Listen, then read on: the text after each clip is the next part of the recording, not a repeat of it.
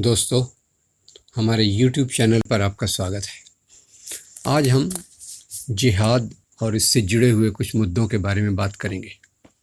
ये बात इसलिए ज़रूरी हो गई है क्योंकि अभी-अभी जी न्यूज़ चैनल के मुख्य संपादक सुधीर चौधरी ने एक प्रोग्राम किया था 11 मार्च को, जिसमें उन्होंने कई प्रकार की जिहाद बताई, जिसमें आर्थिक, ऐतिहासिक, मीडिया, फिल्म और संगीत, जनसंख्या, लव जिहाद वगैरह वगैरह का वर्णन किया।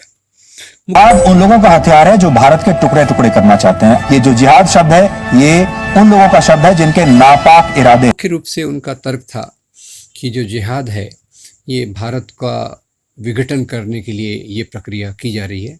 और ये समझने वाली बात है कि जिहाद ये मुसलमान करते हैं, मुसलमान तत्व करते हैं। तो खैर, ये वैसे तो जी न्यूज़ और इस प्रकार का जो बाकी गोदी मीडिया है, वो मुसलमानों के ख़िलाफ़, इस्लाम के ख़िलाफ़ तो नफ़रत फैलाने का काम करता ही है।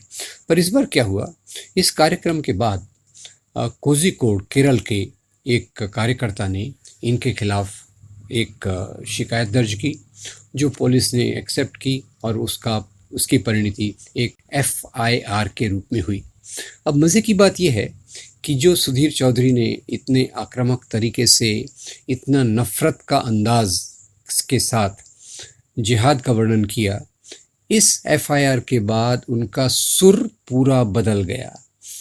अब हम आपको जिहाद और इस्लाम का वो सही अर्थ दिखाना चाहते हैं जिससे हमारे देश के मुसलमानों को और आप सबको हमेशा दूर रखा गया है। दुनिया का कोई भी धर्म हिंसा को बढ़ावा नहीं देता, इस्लाम भी नहीं देता। इसलिए किसी भी मजहब के बारे में किसी नतीजे पर पहुंचने से पहले हमें उसके सिद्धांतों के बारे में जरूर पता होना चाहिए। और उन्होंने बड़े आदर से जिहाद को समझाने की कोशिश की।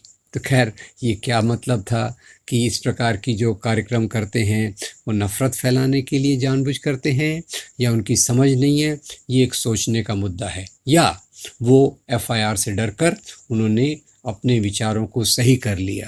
तो हमारे लिए बहुत बड़ी सोचने की बात है कि गोदी मीडिया का एक बड़ा तबका, सोशल मीडिया का एक बड़ा तबका जो नफ़रत फैलाने के काम में व्यस्त है, क्या वो शायद सच्चाई को जानता है और केवल नफ़रत फैलाना उसकी राजनीति का भाग है, इसलिए वो इस प्रकार की बात करता है?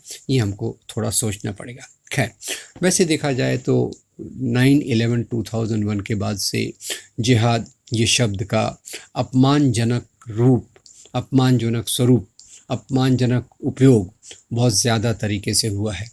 क्योंकि जैसे हम जानते हैं, 9/11 की घटना में 2 एरोप्लेन ये वर्ल्ड ट्रेड सेंटर की बिल्डिंग से टकराए, जिसके कारण बिल्डिंग नीचे बैठ गई, जिसके बाद बिल्डिंग नीचे बैठ गई और उसके कारण, बिल्डिंग के नीचे बैठने के कारण करीब 3000 बेगुनाह लोग मारे गए। ओसामा बिन लादेन ने इसे जिहाद कहा और यही जिहाद का शब्द बाकी लोगों ने पकड़ लिया। और इसी के साथ साथ अमेरिकन मीडिया ने 9/11 के बाद एक शब्द को लोकप्रिय बनाया, वो शब्द था इस्लामिक टेररिज्म। तो एक तरफ इस्लामिक टेररिज्म, दूसरी तरफ जिहाद, ये दो शब्द बहुत उस समय से प्रचलन में आ गए और दुनिया भर के मीडिया ने, और इसका प्रभाव यहाँ के सामान्य सामाजिक सोच पर भी हुआ, सांप्रदायिक ताकतों पर भी हुआ, और उन सांप्रदायिक ताकतों ने इस शब्द का दुरुपयोग करके नफ़रत फैलाने के काम को एक बहुत तेज़ी दी। अब वास्तव में देखा जाए तो ये जिहाद शब्द का मतलब क्या होता है? ये जिहाद शब्द जिस प्रकार से आया, तो मैं पहले बता दूं, ये जिहाद शब्द जो लाया गया, ये अल-कायदा, मुजाहिदीन, तालिबान की ट्रेनिंग के दौरान इसका एक भ्रष्ट स्वरूप हमारे सामने लाया गया। वैसे देखा जाए तो पहले हम इसको 2 भाग में देखेंगे। पहली बात तो ये देखेंगे कि जिहाद का वास्तविक मतलब कुरान में क्या है, जिहाद का इस्लामिक परंपरा में क्या मतलब है, और फिर देखेंगे अमेरिका ने अपने स्वार्थ के लिए इस शब्द का मतलब कैसे बदला। तो जहाँ तक उसका कुरान का सवाल है, हदीस का सवाल है, इसके बारे में इस्लाम के बहुत बड़े scholar doctor Asghar Ali Engineer अपनी किताब मॉडर्न अप्रोच टू इस्लाम में हमें बताते हैं कि ये जिहाद जो है, इसको, ये शब्द को बहुत धरातल पर मल्टी लेयर्ड तरीके से इस शब्द को देखा जाना चाहिए। तो वो बताते हैं कि ज़्यादातर जो शासक थे उन्होंने जिहाद को एक युद्ध के रूप में देखा, और जो मानवता के सिद्धांतों को लेकर चलने वाले सूफी संत थे, जैसे जिनके समांतर भारत में हिंदू भक्ति संत थे या क्रिश्चियन थियोलॉजियंस कई जगह पे थे, तो सूफी संतों ने इसको एक दूसरे गहराई से देखकर कहा कि जो लड़ाई वगैरह की बातें हैं ये तो ऊपरी बातें हैं, सतही बातें हैं, ये छोटा जिहाद है, ये जिहाद असगर है, ये जिहाद असगर है, ये छोटी जिहाद है। वास्तविक जिहाद तो जिहाद अकबर है, जिसमें हम अपने स्वार्थ और अपनी खुद की बुराइयों के खिलाफ लड़ाई करते हैं, संघर्ष करते हैं। ये एक जिहाद का मुख्य रूप से गहरा मतलब है। अब इसको जो मतलब दिया गया 9/11 के बाद, उसकी शुरुआत भी होती है। थोड़ी सी हम पृष्ठभूमि समझ लें।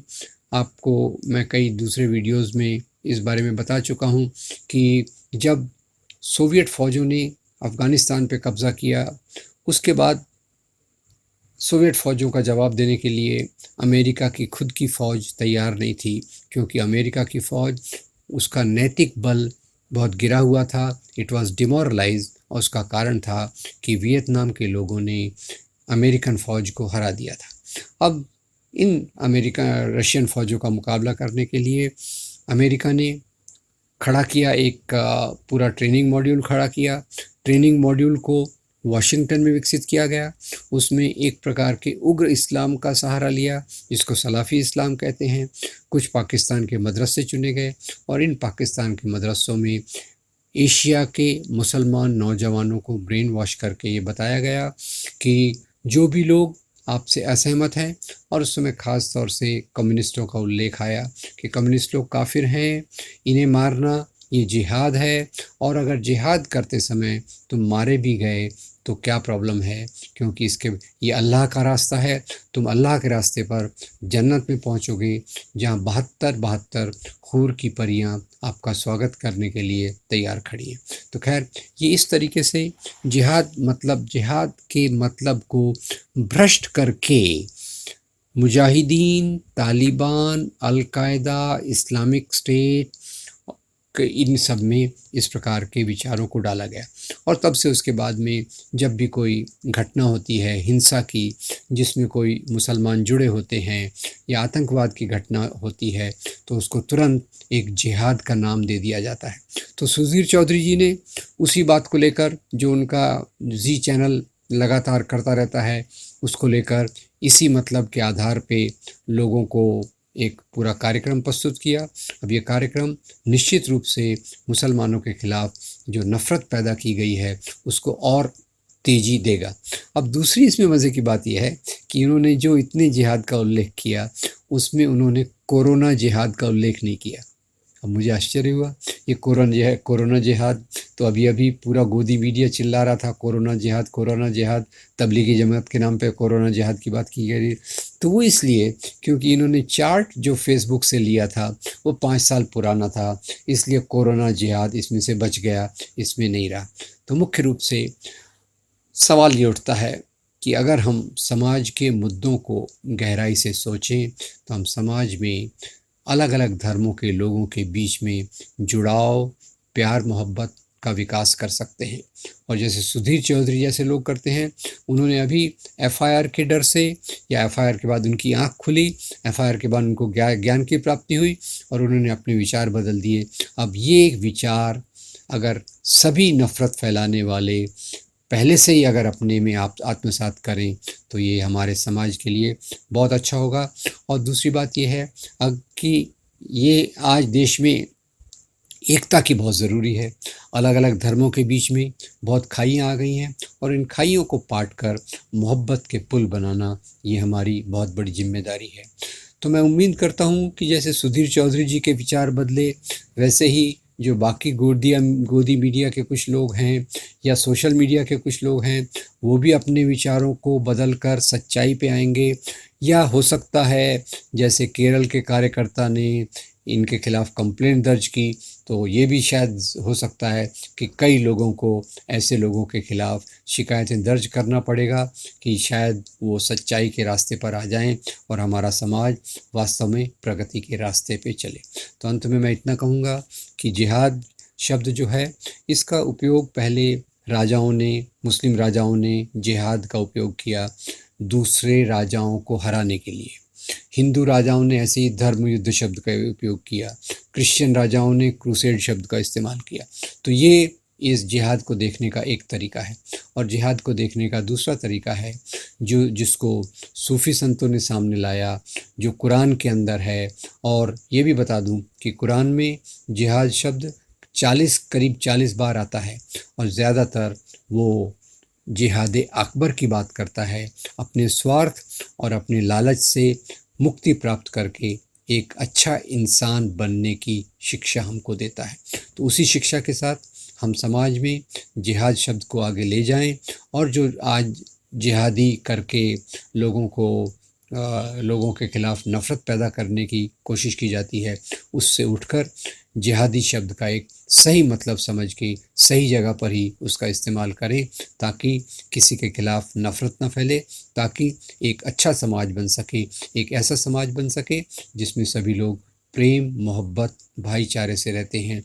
और ये सब इसके लिए ज़रूरी है कि तब हमारे देश का विकास तब तक नहीं हो सकेगा जब तक देश में फ्रैटर्निटी, बंधुभाव, भाईचारा, बहनचारा जब तक नहीं होगा तब तक हमारा समाज विकसित नहीं हो सकेगा।